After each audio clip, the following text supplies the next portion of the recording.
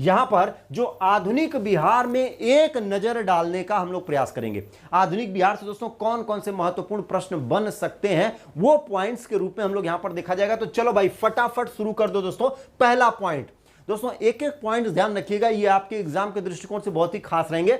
1713 ईस्वी में फारुखसियर का राज्याभिषेक पटना में हुआ था। आपके एग्जाम में बहुत बार पूछता है कि फारुखसियर किस मुगल शासक, किस मुगल बादशाह का राज्याभिषेक पटना में हुआ था। तो फारुखसियर का कब हुआ था? 1713 में।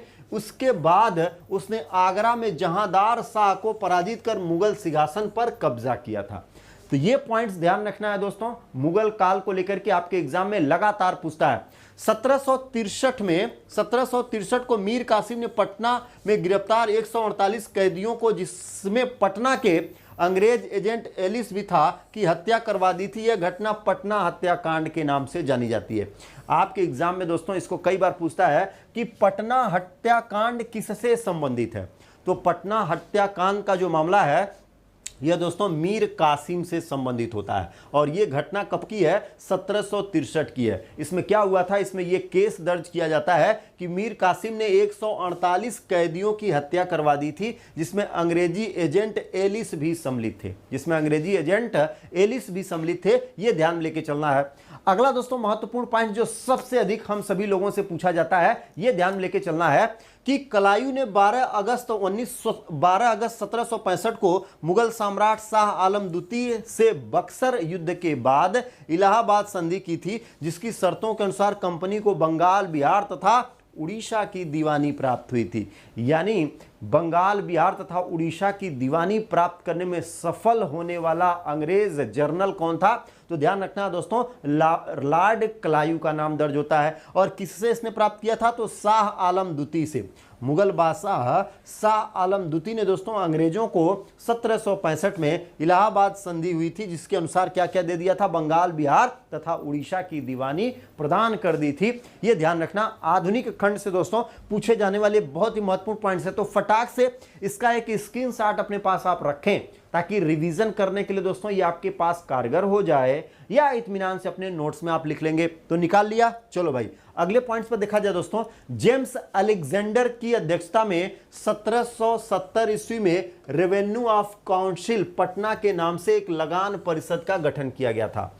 यानी ब्रिटिश औपनिवेशिक दौर में जब लगान की प्रक्रिया प्रारंभ हुई थी, तो ये पॉइंट्स आपके एग्जाम में बहुत बार पूछता है कि पटना में रेवेन्यू काउंसिल ऑफ पटना, ये लगान परिषद का गठन किसकी अध्यक्षता में हुआ था? तो ध्यान रखना है जेम्स अलेक्जेंडर की। और कब हुआ है? 1770 में। ये ध्यान रखना। सर जॉन शोर अस्थायी बंदोबस्त व्यवस्था को बिहार के गवर्नर जनरल कॉर्नवालिस द्वारा 1793 ईस्वी में लागू कराया गया था। ये ध्यान रखना दोस्तों, ये हम लोगों के लिए क्या रहेगा? बहुत ही खास रहेगा।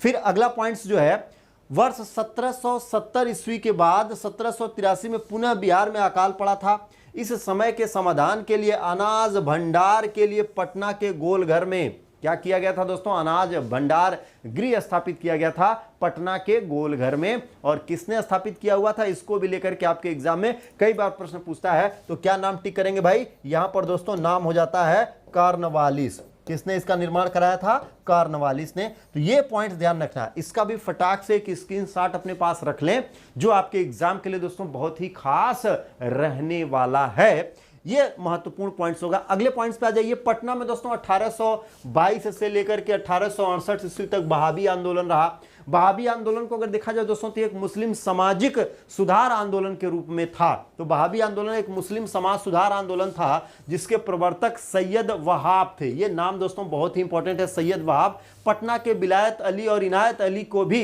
इस आंदोलन में अग्रणी भूमिका के रूप में जाना जाता है। वहाबी के अनुयायी अपने आप को दोस्तों अहले हदीस कहते थे। आपके एग्जाम में बहुत बार पूछता है कि जो वहाबी से जुड़े हुए जो सदस्य हुआ करते थे, जो इसके अनुयायी हुआ करते थे, ये अपने आप को क्या कहते थे? तो ये अपने आप को दोस्तों अहदे हदीस कहते थे। ये ध्यान में लेकर के चलना है। 1770 ईस्वी में बिहार का पूर्णिया जिला दोस्तों सन्यासी विद्रोह का केंद्र था। कई बार आपके एग्जाम में पूछा है इतिहास विश्लेषण के दोस्तों ये इस तरह से बहुत ही महत्वपूर्ण पॉइंट्स अब प्रत्येक दिन जब तक कि पूरा आधुनिक भारत के इतिहास का रिवीजन नहीं हो जाता ये आते रहेंगे, और सभी का स्क्रीनशॉट नोट करके दोस्तों आपको अपने एग्जाम रिवीजन नोटबुक में रख लेना है। जैसे एग्जाम आएगा फटाफट इसको क्या करना है, पढ़ना है, ये ध्यान में लेकर के चलिएगा।